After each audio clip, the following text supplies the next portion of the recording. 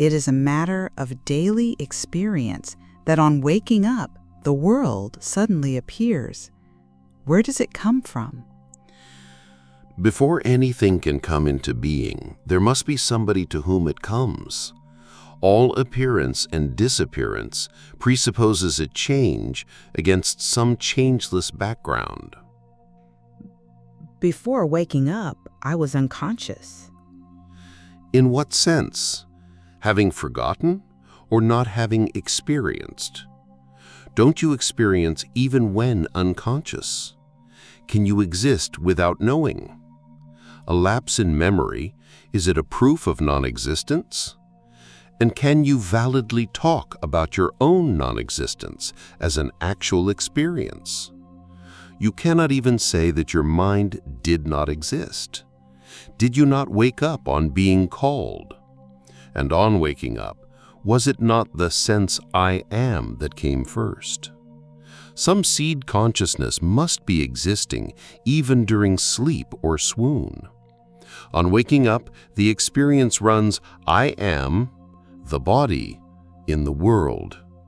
It may appear to arise in succession, but in fact it is all simultaneous. A single idea of having a body in a world. Can there be the sense of I am without being some body or other? I am always some body with its memories and habits. I know no other I am. Maybe something prevents you from knowing. When you do not know something which others know, what do? I seek the source of their knowledge under their instruction. Is it not important to you to know whether you are a mere body or something else, or maybe nothing at all? Don't you see that all your problems are your body's problems? Food, clothing, shelter, family, friends, name, fame, security, survival. All these lose their meaning the moment you realize that you may not be a mere body. What benefit is there in knowing that I am not the body? Even to say that you are not the body is not quite true. In a way, you are all the bodies, hearts and minds, and much more. Go deep into the sense of I am, and you will find. How do you find a thing you have mislaid or forgotten? You keep it in your mind until you recall it. The sense of being, of I am, is the first to emerge. Ask yourself whence it comes, or just watch it quietly. When the mind stays in the I am without moving, you enter a state which cannot be verbalized, but can be experienced. All you need to do is try and try again. After all, the sense I am is always with you, only you have attached all kinds of things to it: body, feelings, thoughts, ideas, possessions, etc. All these self-identifications are misleading. Because of them, you take yourself to be what you are not. Then what am I? It is enough to know what you are not. You need not know what you are, for as long as knowledge means description in terms of what is already known, perceptual or conceptual, there can be no such thing as self-knowledge, for what you are cannot be described, except as total negation. All you can say is, I am not this, I am not that. You cannot meaningfully say, this is what I am. It just makes no sense.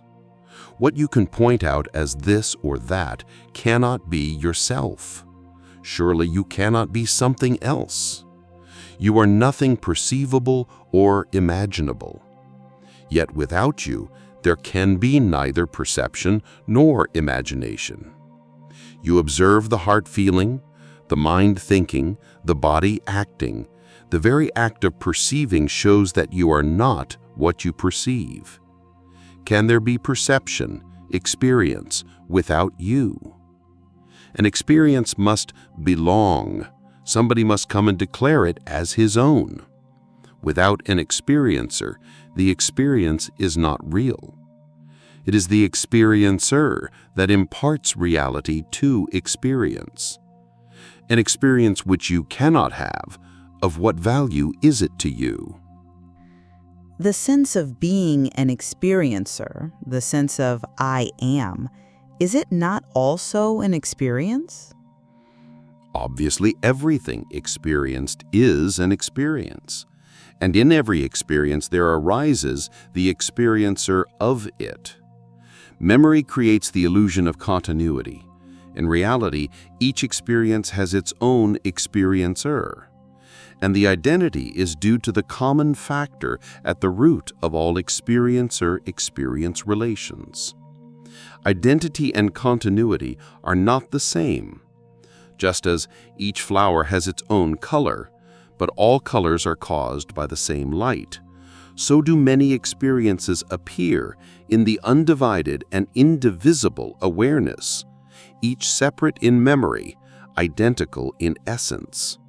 This essence is the root, the foundation, the timeless and spaceless possibility of all experience. How do I get at it? You need not get at it, for you are it. It will get at you if you give it a chance. Let go your attachment to the unreal, and the real will swiftly and smoothly step into its own. Stop imagining yourself being or doing this or that, and the realization that you are the source and heart of all will dawn upon you. With this will come great love, which is not choice or predilection, nor attachment, but a power that makes all things love-worthy and lovable.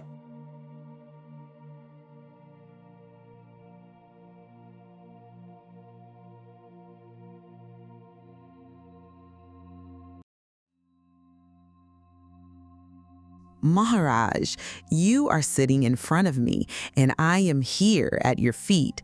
What is the basic difference between us? There is no basic difference. Still, there must be some real difference. I come to you, you do not come to me.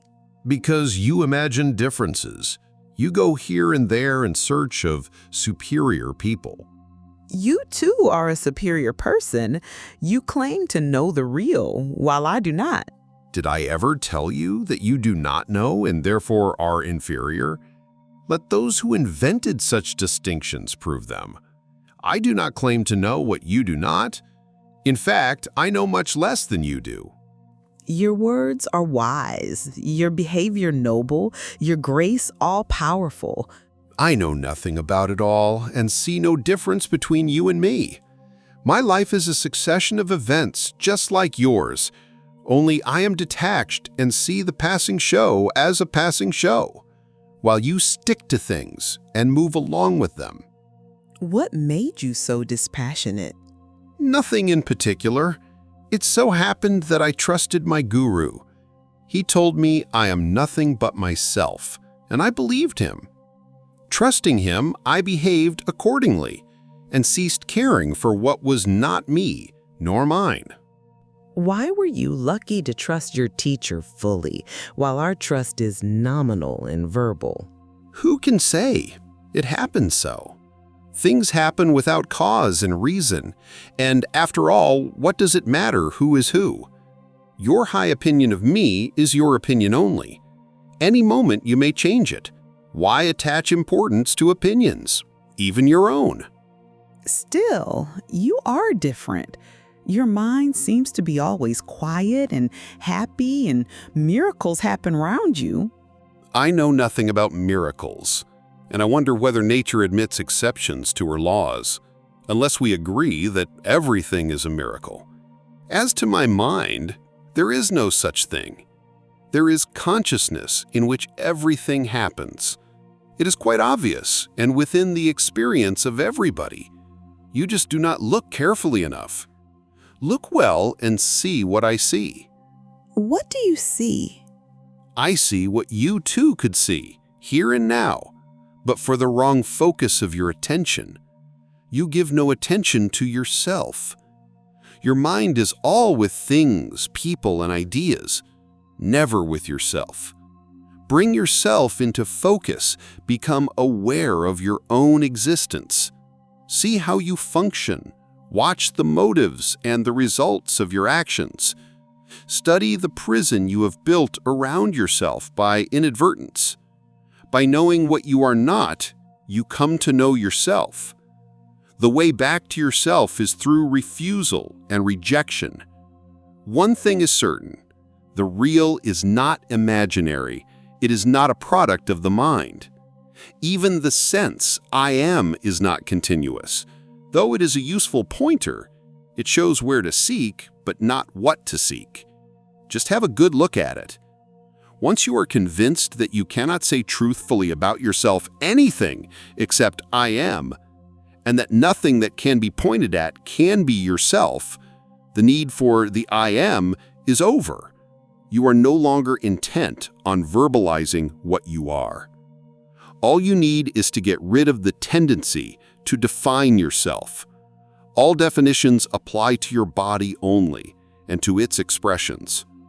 Once this obsession with the body goes, you will revert to your natural state, spontaneously and effortlessly.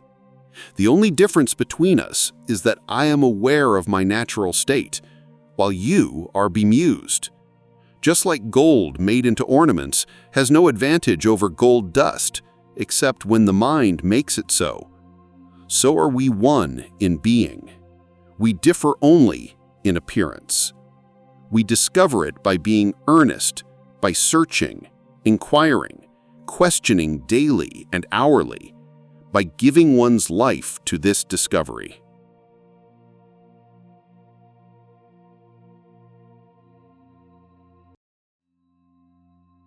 As I can see, there is nothing wrong with my body, nor with my real being.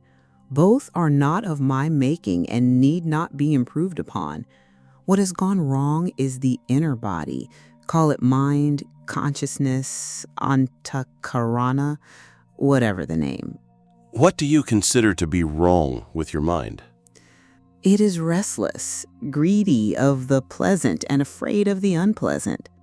What is wrong with it seeking the pleasant and shirking the unpleasant? Between the banks of pain and pleasure, the river of life flows. It is only when the mind refuses to flow with life and gets stuck at the banks that it becomes a problem. By flowing with life, I mean acceptance, letting come what comes and go what goes. Desire not, fear not. Observe the actual as and when it happens. For you are not what happens, you are to whom it happens. Ultimately, even the observer you are not. You are the ultimate potentiality of which the all-embracing consciousness is the manifestation and expression. Yet between the body and the self, there lies a cloud of thoughts and feelings which neither serve the body nor the self. These thoughts and feelings are flimsy, transient, and meaningless, mere mental dust that blinds and chokes, yet they are there, obscuring and destroying. Surely, the memory of an event cannot pass for the event itself, nor can the anticipation. There is something exceptional, unique about the present event, which the past or the coming do not have. There is a livingness about it, an actuality. It stands out as if illuminated. There is the stamp of reality on the actual which the past and future do not have. What gives the present that stamp of reality? There is nothing peculiar in the present event to make it different from the past and future. For a moment, the past was actual, and the future will become so. What makes the present so different?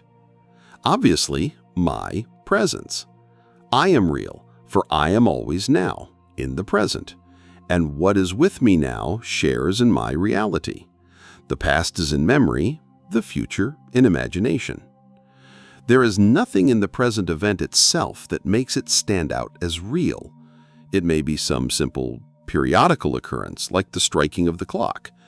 In spite of our knowing that the successive strokes are identical, The present stroke is quite different from the previous one and the next, as remembered or expected. A thing focused in the now is with me, for I am ever present. It is my own reality that I impart to the present event. But we deal with things remembered as if they were real. We consider memories only when they come into the present. The forgotten is not counted until one is reminded, which implies bringing into the now. Yes, I can see there is in the now some unknown factor that gives momentary reality to the transient actuality. You need not say it is unknown, for you see it in constant operation. Since you were born, has it ever changed? Things and thoughts have been changing all the time, but the feeling that what is now is real has never changed, even in deep sleep. In deep sleep, there is no experience of the present reality. The blankness of deep sleep is due entirely to the lack of specific memories, but a general memory of well-being is there. There is a difference in feeling when we say, "I was deeply asleep," from "I was absent." We shall repeat the question we began with. Between life's source and life's expression, which is the body, there is the mind and its ever-changeful states. The stream of mental states is endless, meaningless, and painful. Pain is the constant factor. What we call pleasure is but a gap, an interval between two painful states. Desire and fear are the weft and warp of living, and both are made of pain. Our question is, can there be a happy mind? Desire is the memory of pleasure, and fear is the memory of pain. Both make the mind restless. Moments of pleasure are merely gaps in the stream of pain. How can the mind be happy? That is true when we desire pleasure or expect pain, but there are moments of unexpected, unanticipated joy, pure joy, uncontaminated by desire, unsought, undeserved, God-given. Still, joy is joy only against a background of pain. Is pain a cosmic fact or purely mental? The universe is complete, and where there is completeness, where nothing lacks, what can give pain? The universe may be complete as a whole, but incomplete in details. A part of the whole seen in relation to the whole is also complete. Only when seen in isolation it becomes deficient and thus a seed of pain. What makes for isolation? Limitations of the mind, of course. The mind cannot see the whole for the part. Good enough. The mind by its very nature divides and opposes. Can there be some other mind which unites and harmonizes, which sees the whole in the part and the part as totally related to the whole? The other mind? Where to look for it? In the going beyond the limiting, dividing, and opposing mind, in ending the mental process as we know it. When this comes to an end, that mind is born. In that mind, the problem of joy and sorrow exists no longer? Not as we know them, as desirable or repugnant. It becomes rather a question of love seeking expression and meeting with obstacles. The inclusive mind is love in action, battling against circumstances, initially frustrated, ultimately victorious. Between the spirit and the body, is it love that provides the bridge? What else? Mind creates the abyss, the heart crosses it.